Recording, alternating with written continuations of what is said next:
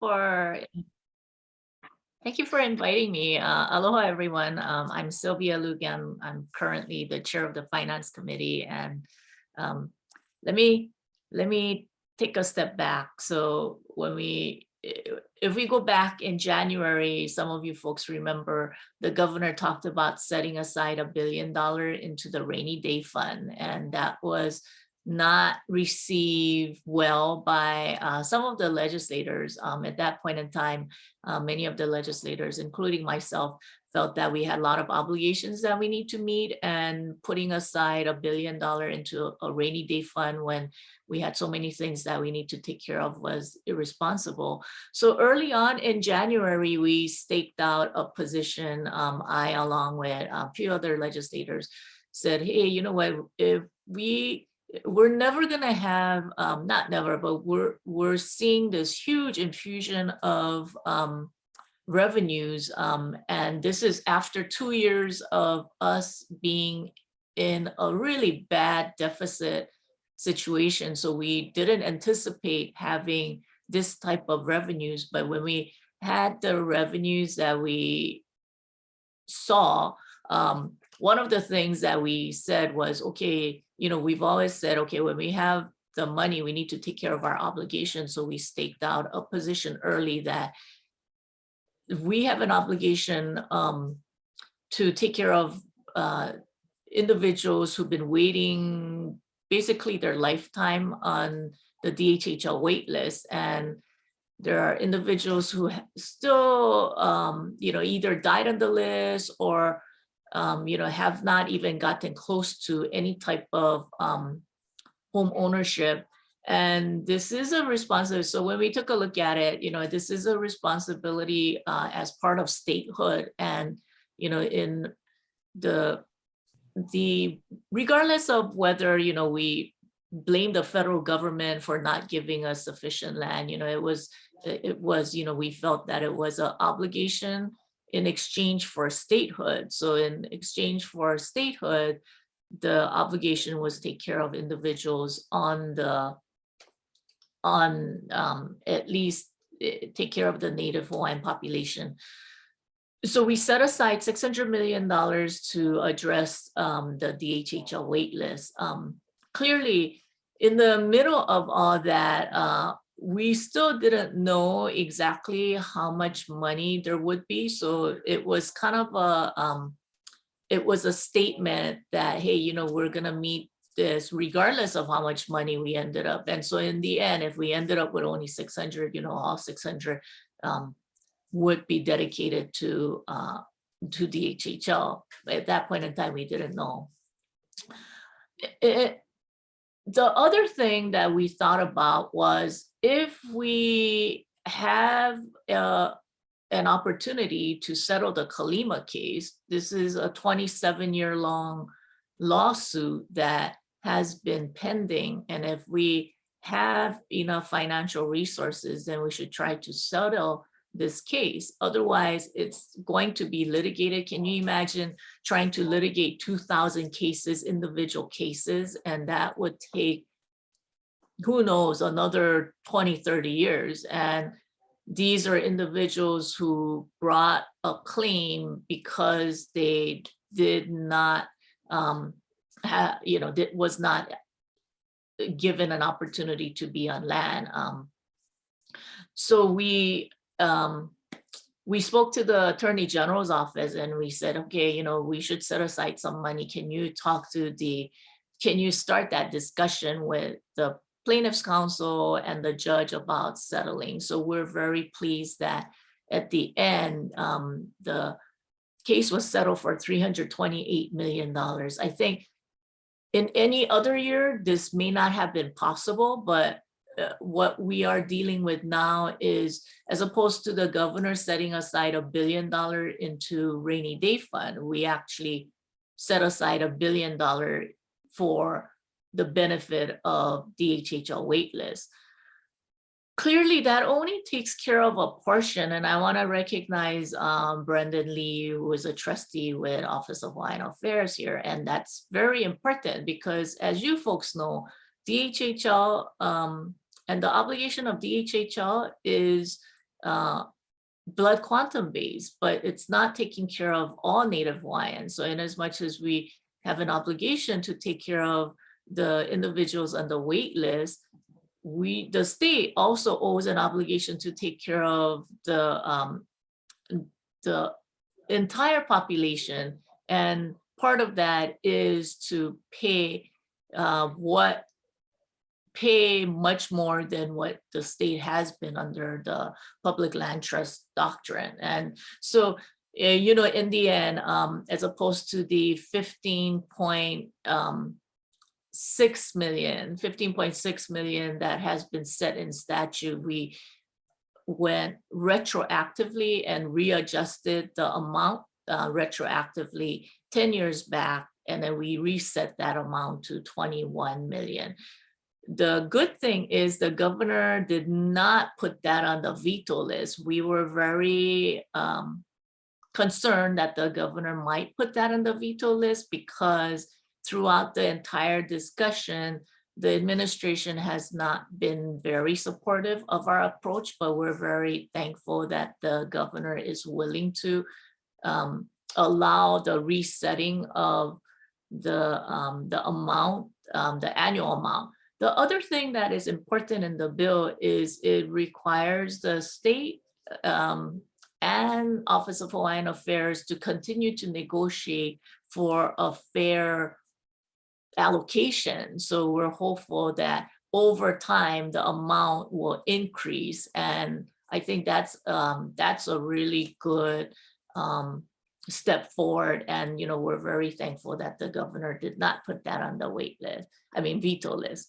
In addition to the 600 million plus the Kalima case plus the $64 million to Office of Hawaiian Affairs, we also provided about $20 million in lot development, because we didn't want the 600 million to be used automatically for lot development, because we felt the 600 million really needed to be used to think outside the box, because as a lot of you folks know, the home prices are crazy, right? So even if Department of Hawaiian Homelands try to build something that's somewhat in their minds affordable and less than what is the medium price, which is like 1.2 that nobody can afford, even if they try to set it at 600 is still, people are not going to be able to afford that, because who's going to be able to afford $600,000 home, right? So because of that, one of the things that we charge Department of Hawaiian Homelands is to look at different ways. So if there are lots outside of DHHL, then we should look at purchasing those lands. One of the unfortunate things that we found was that DHHL has jurisdiction over 200,000 acres right now, but out of 200,000 acres, only 9,000 is permissible to build homes. So can you imagine DHHL is sitting on significant number of either preservation land or special management land, even lands on Mauna Kea, and there is nobody in the state saying we want to build housing on Mauna Kea. And DHHL has jurisdiction over some lands on these areas that it's not suitable for housing. So it's kind of an unfair situation that DHHL is in. So one of the things that we are asking DHHL to do is, can you look at purchasing lots outside the DHHL inventory?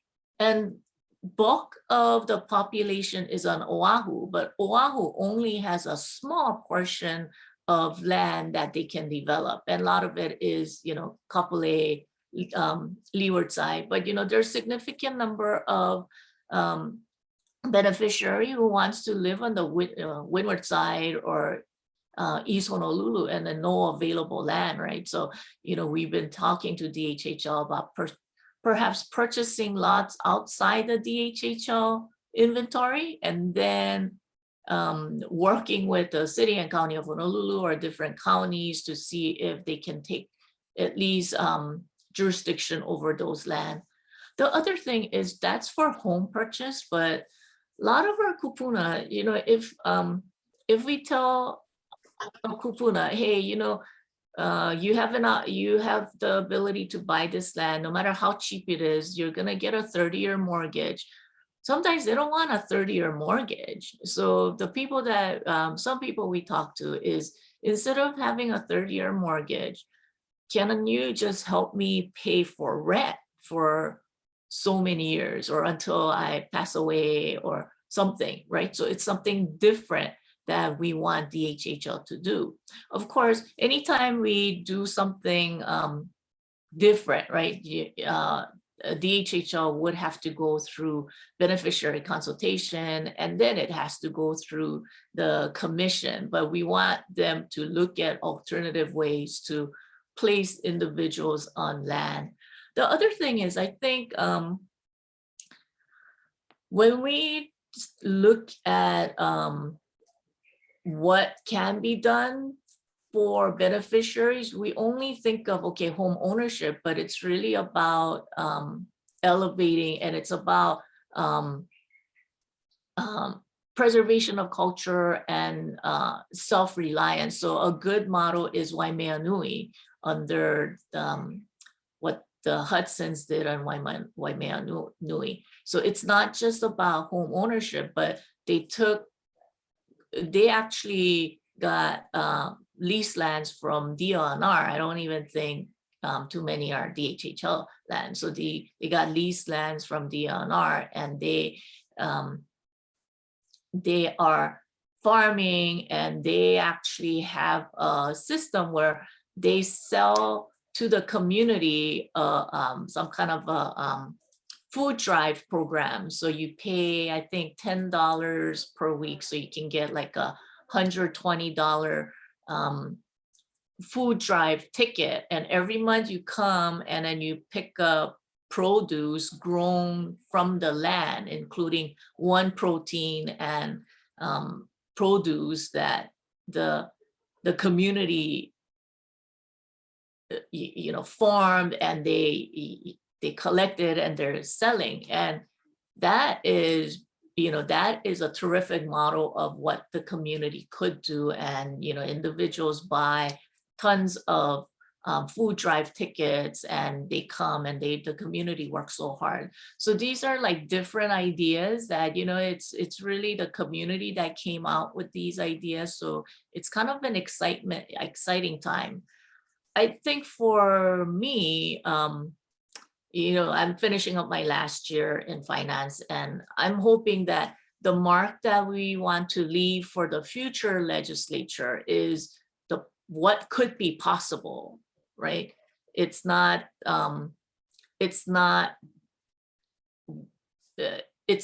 what has been done, but what could be possible. So it's really about setting almost the bar of what could be possible. So the fact that we were able to set aside basically over $1 billion for Native Hawaiians, I want the state and I want future legislators to believe that this is the norm, right? This is the obligation and this is the norm, and it wasn't a one-time thing. But in order for us to continue this path, we need to have DHHL succeed, because the last thing we want is 2 years later, they didn't, develop too many things, and, they didn't give out down payment assistance. And, I think that was the biggest fear I heard from Uncle Ron on the Big Island and others about, hey, I know it's a good thing, we're excited, you gave all this money, but we scared because we're afraid that there's a chance that they could blow it. And so we all gotta figure out how to help them succeed, because if they succeed, and they succeed in a big way, then pressure goes back on the state, and pressure goes back on the legislature, and say, hey, you know what, they were able to put all these people and take care of all these people, now do more, right? So it's a call to action. So it is kind of an exciting time, but at the same time, it's cautious, because you want them to succeed. And I know a lot, all of us did. Tyler Gomes was telling me, the next day, everyone was telling him, okay, how to spend the money. But I think we gotta allow him some time to work with members in the community, figure out a good plan and move forward. So I've been talking a lot, so I'm gonna stop there, and then so that we can have a conversation and have a discussion. Thank you. I think for us, it's always heartening, right, to hear a legislator, right, understand our program and our trust so well, and understand like all the things that are happening on the ground in our communities. And so thank you so much for sharing all of that. And I'm sure our members have a ton of questions or comments or so if you do have a question, unmute or raise your hand, or Clay Aina, if you want, I'll give you the first question since you were called out by our guest speaker. Okay, thank you, Madam President. Aloha Representatives. Luke, it's great to see you. I don't really think it's fair for me to comment, especially since I believe I'm the guest next month. But I do want to express my gratitude, not only as a trustee for Office of Hawaiian Affairs, but as a Native Hawaiian, to Representative Luke and the other legislators for their support for Native Hawaiian programs this past session, especially to Senator Keokolole, who drafted the bill that raised the PLT funds for the Office of Hawaiian Affairs. I know Representative Luke said that it wasn't on the governor's veto list. I'm not sure if she was aware, but the governor signed it yesterday. So it is now law. The Office of Hawaiian Affairs will be receiving the $25 million a year, plus the 68, which takes it back virtually, which is not great for OHA, but great for the Native Hawaiians. And the reason I say that, because I get asked this a lot, the trustees have already decided that money will not stay at OHA. It's not part of our OHA's operating budget for the last 2 years, does not come from PLT funds at all. PLT funds are now used in our annual budgets 100% for granting. So all the money that OHA receives from Public Land Trust goes directly to our beneficiaries. So it's great that we Representative Luke helped get this through along with Senator De La Cruz, so that Office of Hawaiian Affairs can now help beneficiaries at a greater opportunity. Right now, instead of having $15.1 million a year for granting for beneficiaries, now we get 25. So thank you, Representative Luke. I don't really know what to say about the $600 million, right? OHA's not gonna have a say in how that gets spent. I do know that as trustees, we are excited to see when the chair and the commission announce their plans. They haven't yet, but I'm excited to see what their plans are going to be for that. Representative Luke talked about some of the out of the box things that the commission has been talking about on rental assistance. I'm very interested as a trustee in their proposed plan for placement off the homestead. And I know Representative Luke talked a little bit about that. So what their plan is that they've talked a little bit about is, it goes to the misnomer that people say people are not being awarded. And there's all these people on the list that aren't being awarded. And that's not actually that's actually not a true statement. People are being awarded, they're turning it down because they don't want to, like Representative Luke said, most people want to live on Oahu because that's where the greatest population is.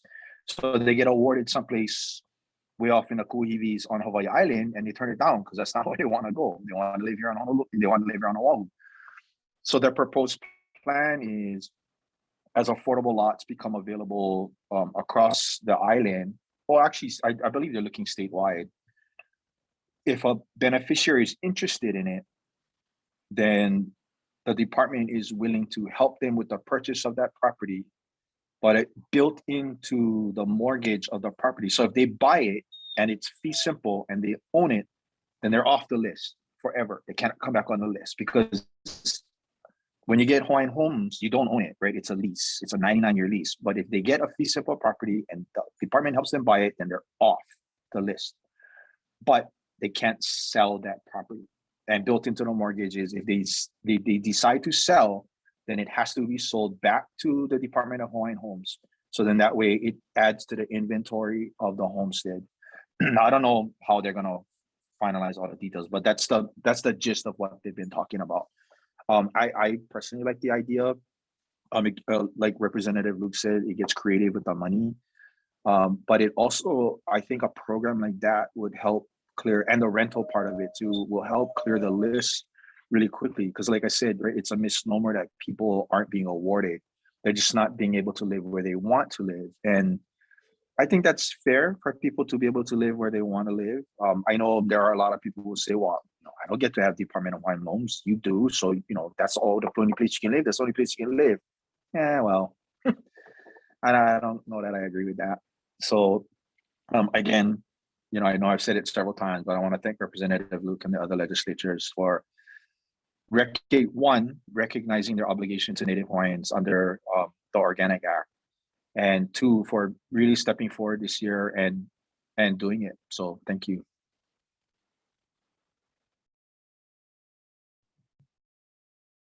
Anyone else have a question? Max, go ahead. Rep. Luke, thank you so much for joining us, and I do want to echo all the thank yous for taking this initiative to follow through on the responsibilities charged to the state. And on a more technical side, I saw a lot of commentary from the administration. There were concerns over state spending after receipt of ARPA money and other COVID funds. So can you speak to a little bit of how in your mind we work past those concerns, especially now that the expense is now going into law? Yeah. So the federal government put in a restriction saying that the amount, so for instance, any amount that we spend on Department of Education and non-UH, UH and department has to get a proportionate amount. So as an example, Department of Education has to get 20% equivalent. So let's take, for instance, this 600 million. So because we provided 600 million to Department of Hawaiian Homelands, Department of Education has to get an equivalent 20% of 600. So so basically what that is so what is that, 120 million or something, right? So the federal government requirement is that whenever we give non-DOE departments money, they didn't want us to short education, so they wanted us to provide. So so this is just an example. It may not be because of the large amount of money for the HHL. So as an example, what the administration is saying, that we didn't give enough for DOE or we didn't give enough for UH, and that's why there were these different exchanges going on.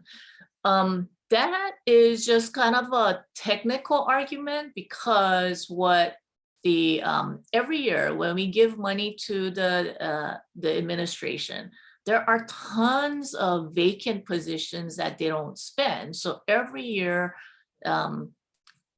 the state government as a total, they end up forfeiting about 120 million or so in unused funds. So that goes back into the treasury. So you can kind of tell how much money they're not spending in a year. So if you think about that, then at the same time, the amount that, you know, the governor is saying, okay, we gotta have equal allocation and equal spending.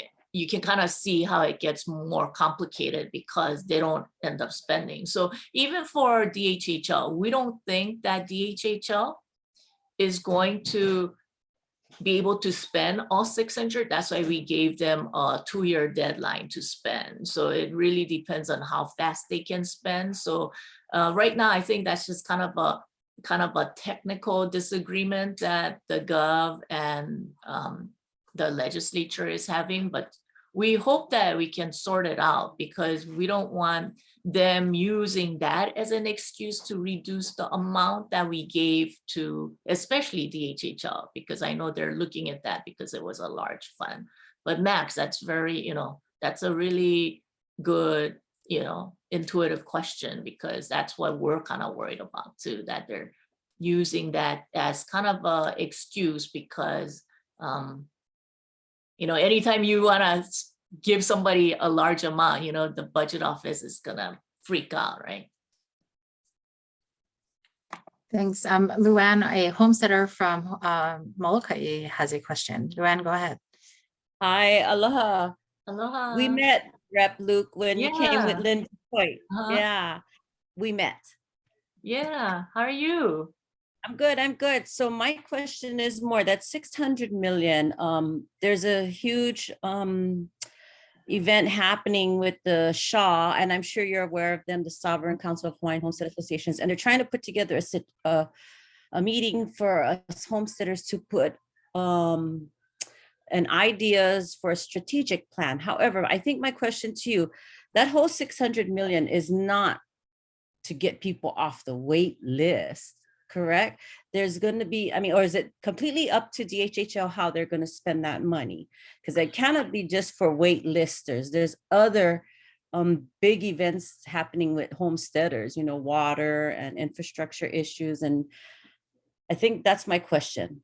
Is it more for wait listers? Right. So we gave enough flexibility for DHHL, but it's the main intent was to place more individuals on land. But part of placing people on land, so like in Molokai has available lands, right, for additional lot development.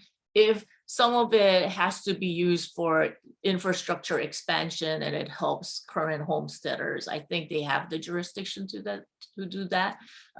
But you know, Molokai is the oldest homestead, and because it's the oldest homestead, it has different infrastructure issues, and it has you know, other issues where, you know, it has you folks have done a really good job. I represent Papakolea, and Papakolea is one of the second oldest after Molokai.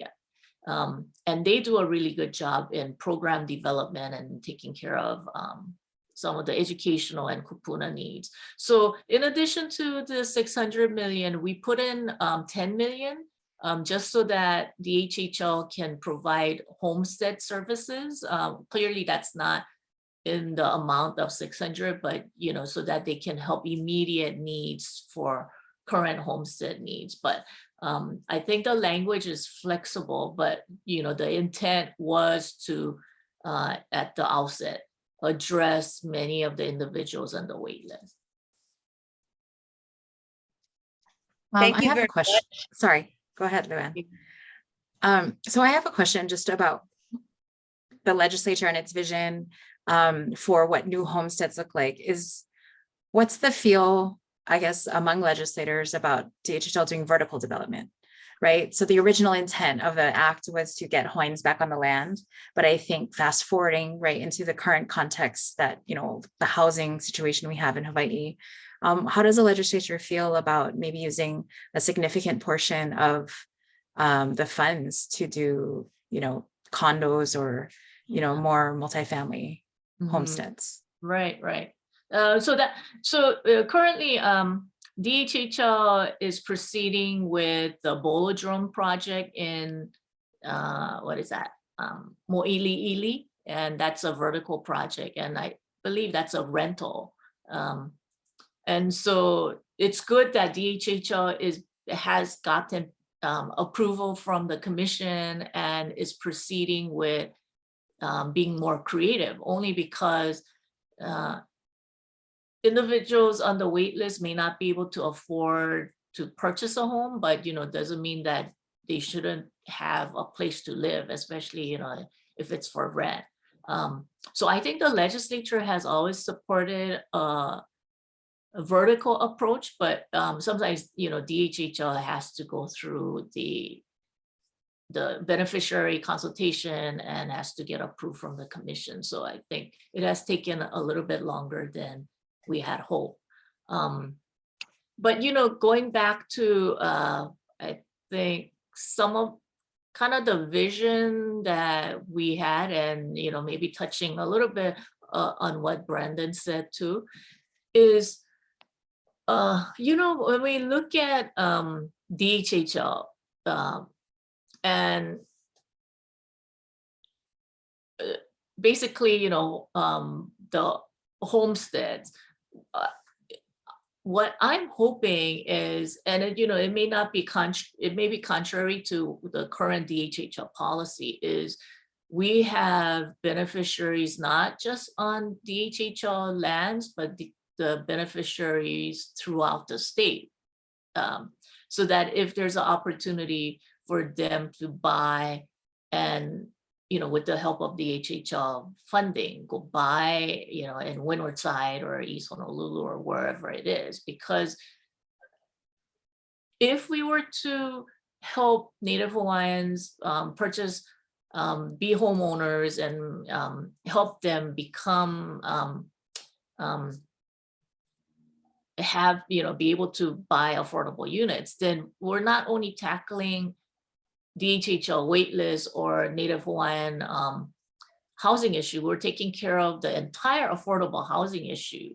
And because this will be kept in the hands of Native Hawaiians, we can get away from the biggest problem we're having right now, where all the land and homes are being sold to either mainlanders or outside investors. And because of that, it's not just when people say, oh, okay, they're trying to turn it into B&B, I think they're just buying it because they can afford it and they just want a piece of Hawaii. And when they do that, people show up basically with cash. I mean, I hear from people on the leeward side saying that people just show up with cash and they want to just purchase these lots. And what happens is it drives up the housing costs for everybody. But if we can build for at least Native DHHL lots, we are protected under the Constitution to do ethnic-based housing development, which we cannot do for anything else. We cannot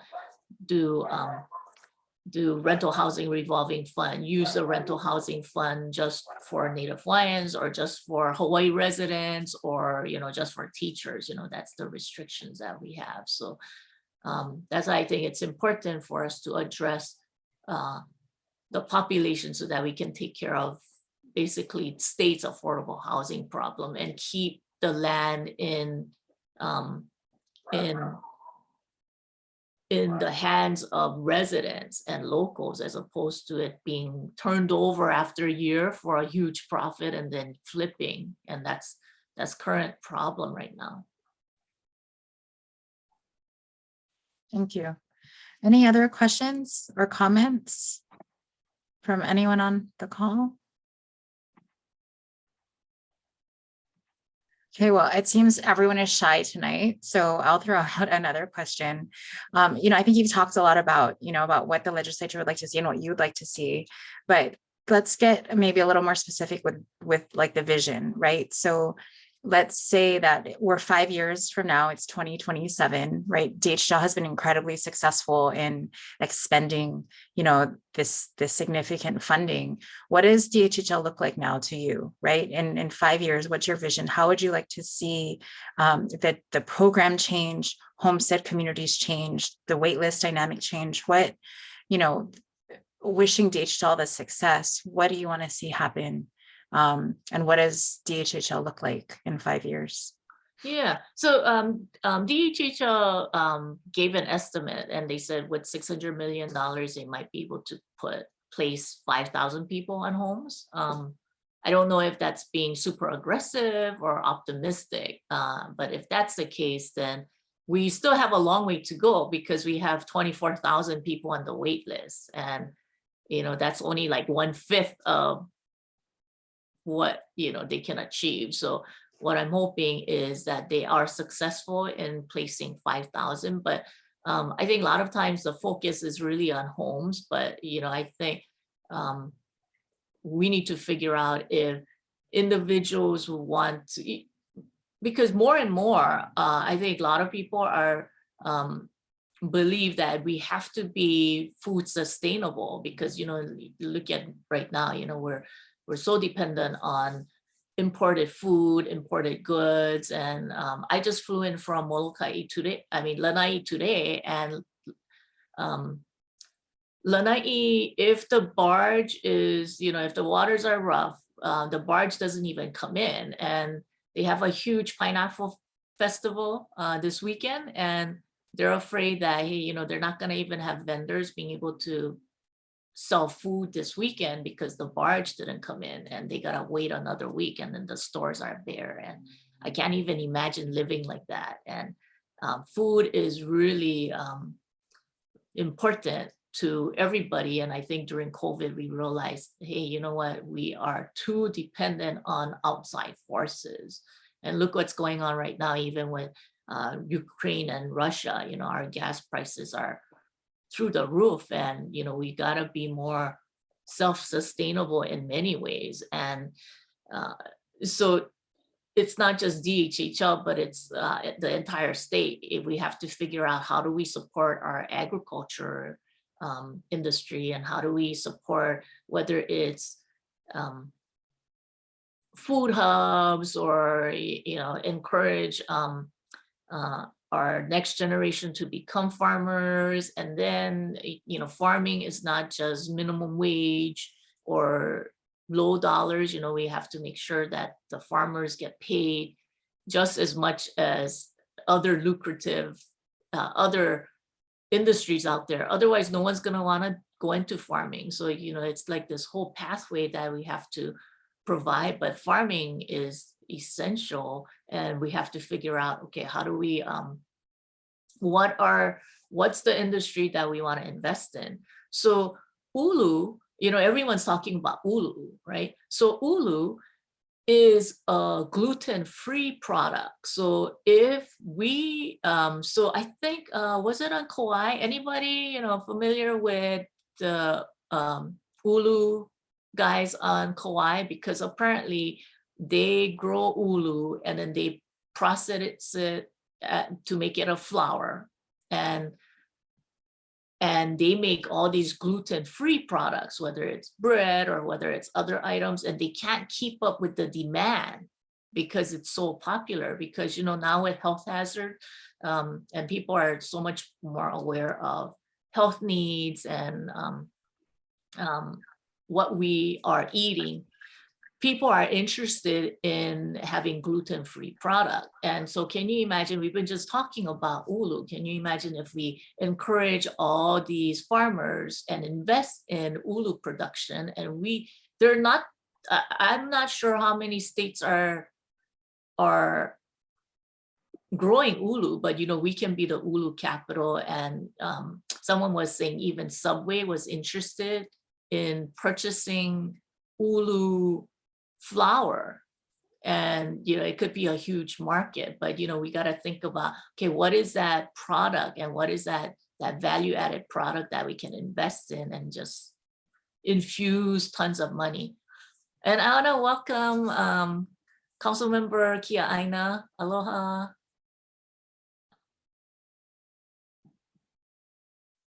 Thank you. Nice to see you. Yeah, good seeing you. So yeah, so that's kind of where I see the state going. Well, thank you for sharing that vision. Anyone else have questions? I mean, I could ask questions all day and we could talk about harbors all day too, if you wanted to, but we could save that for another call. It looks like Esther has a question. Esther, go ahead.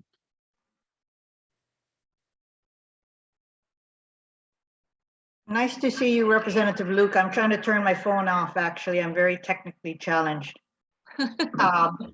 I know that everyone on this Zoom call has probably talked a lot about the historical funding and policy decisions that the legislature has undertaken this past year. But I guess I just wanted to bring to your attention something that is actually worrying me. And, you know, people, of course, are still reeling from the Supreme Court's decision on Roe v. Wade. But if you look at a lot of the court decisions that are coming out with regard to EPA and gun control laws, it's actually going to impact the direction of the Supreme Court. It's going to impact almost every facet of society, not just nationally, but here in Hawaii.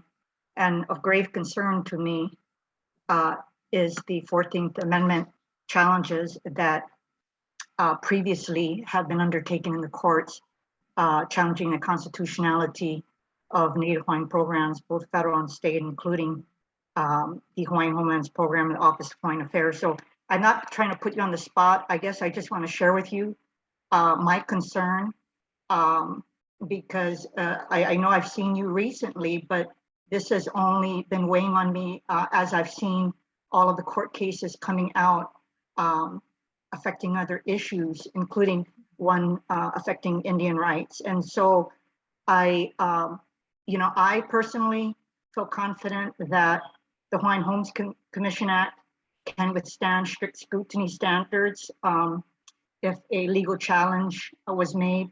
I'm not quite confident about all of the other programs in existence because of this lack of a government-to-government relationship. So this is just more my sharing my concerns, because with all of the good things that are happening in our community and at the state level, I would hate for there to be a legal attack going through the courts, because people are going to see a window of opportunity reach the US Supreme Court, not only on those issues I've identified, but quite frankly, the admissions policy for Kamehameha schools.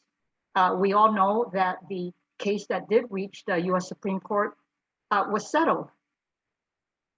It was settled. So the US Supreme Court has never ever had a case directly on the 14th Amendment challenge before it on programs, the Hawaiian Homes Commission Act, or on the preference policy. The Rice versus Cayetano, as you know, was the 15th Amendment, and they struck that down. And Chief Justice Roberts was, of course, OHA's attorney, but he had a very formidable opponent in Ted Olson. So anyway, this is just more sharing my mana'o, because we need strong leadership at all levels of government, especially at the Capitol. If you were to be elected, with regard to self-determination, it is within our hands now. It's not within the state or federal government's hands. But I guess I want to let you know that it is a really scary time right now in the country, and I think there's going to be a ripple effect down here in Hawaii. Yeah, no, I completely agree. And you saw it coming, and I didn't think it would be at this level. But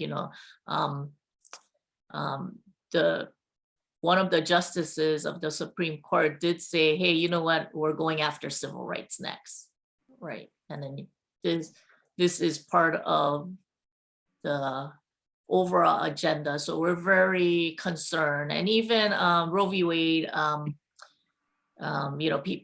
people in Hawaii think, okay, Roe v. Wade, we're okay, but it's not okay, because I reread the statute and it only allows for hospital and physician offices, but a lot of times, we have emergency contraception and others. So there's conflicting issues within our statute as well that brings to question even the Roe v. Wade decision. So I asked, if something were to ever happen, if you were to be elected in concert with the governor and our attorney general, that you do everything possible to intervene on behalf of Native Hawaiian to safeguard our rights. Yeah. Thank you. Yeah, thank you, Esther, for that question. Kaleaina, go ahead. Thank you, Madam President. So I wasn't gonna go there, but since Esther brought it up, I'll talk about it. So, Sylvia, since we're talking a little bit about your run for LG, one of the things that I want to bring up that kind of dovetails on what Esther was talking about, the concerns coming up, facing attacks against Native Hawaiians, given the Supreme Court's clear direction, is the state's lack of holding elected officials accountable for conflicts of interest. And I'm specifically talking about the fact that there's an OHA trustee who is the CEO for the Grassroots Institute, who has actively taken on law cases filed by the Institute against Native Hawaiian institutions such as Kamehameha Schools and the Office of Hawaiian Affairs. And when that trustee was elected to office, the Association of Hawaiian Civic Clubs, of which we are addressing a club right now, filed an ethics complaint with the state saying that this is a conflict of interest for this person to hold this public office and be the CEO of an organization that has taken active lawsuits against Native Hawaiian programs.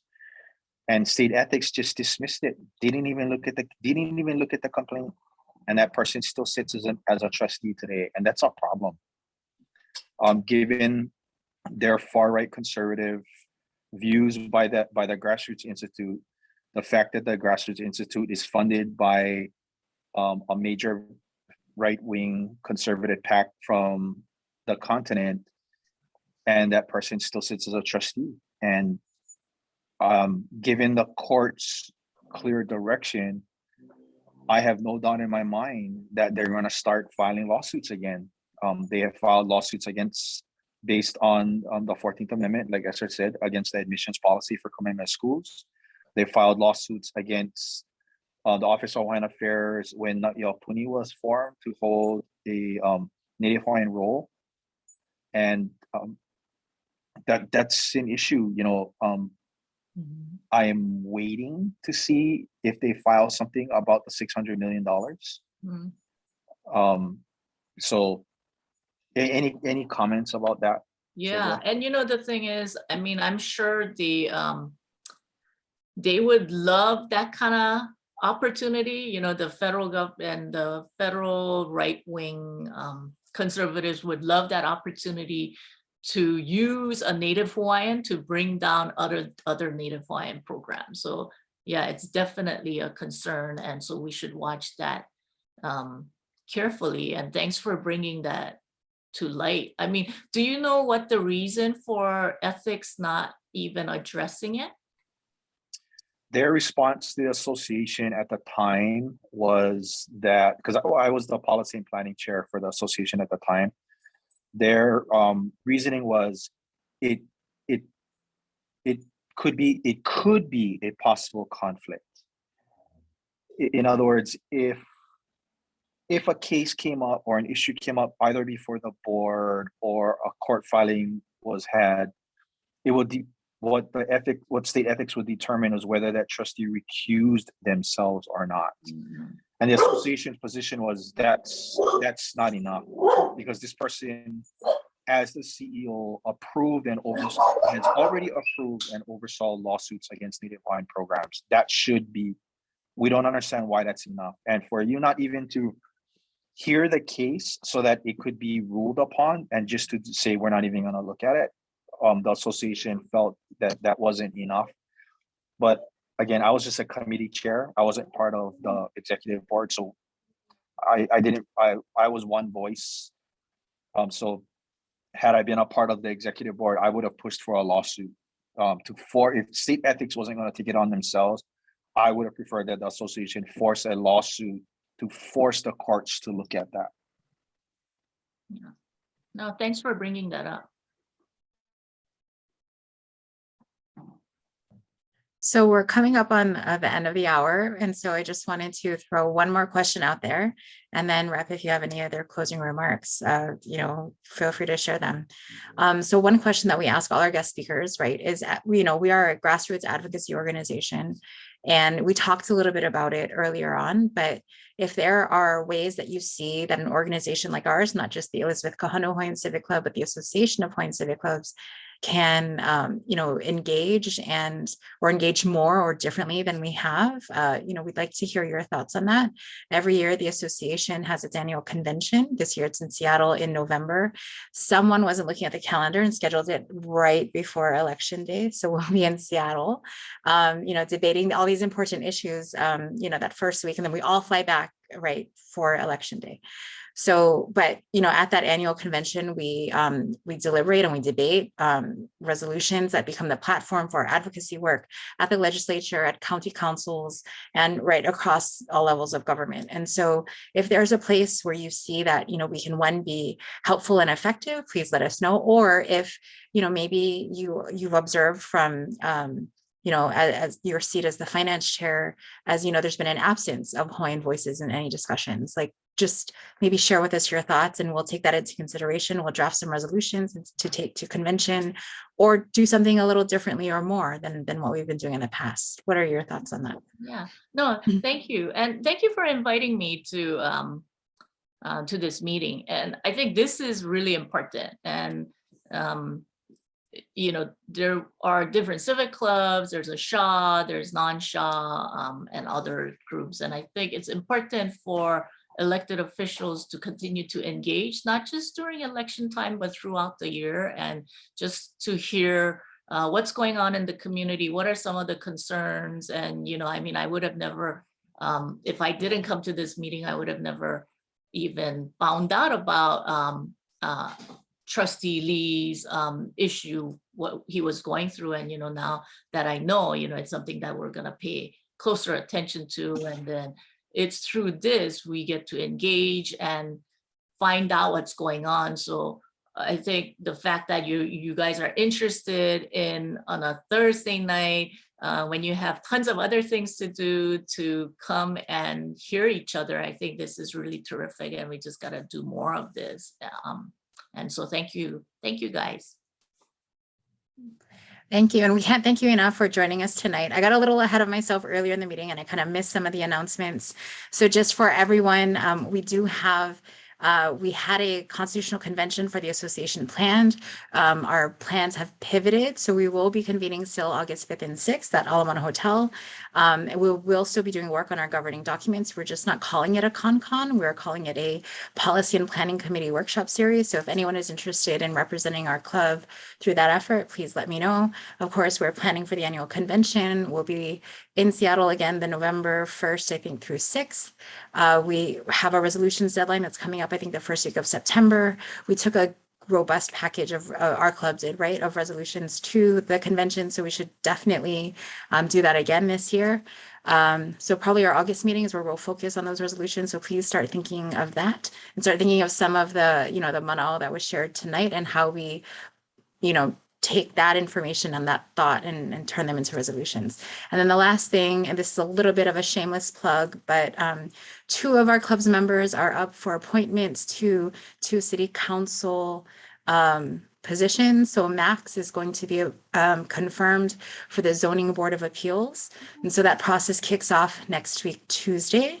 And then someone else is going to be appointed to the Rate Commission. So that sets the transit fares for the city and county of Honolulu. And so I think our club should definitely submit testimony for that and for our 2 members. And if anyone on this call has a vote on the city council, we would certainly appreciate their support for these 2 appointments. So I'll just put that shameless plug out there for me and for Max. And before we wrap up and sign off, Kaleana, is your hand up? It is, Madam President. Given that those positions are not a political office, which would be in violation of our Constitution and bylaws, I move that our president draft a letter of support for our members to turn in to the council as testimony on behalf of the club. Since your president is one of the appointees, maybe our vice president, trustee Lee, can write the letter. Well, we'll figure it out. So we do have yeah, we have well- a motion on the floor. So if anyone wants to second the motion so that we get testimony in for our 2 club members who will be appointed and confirmed. Do we have a second?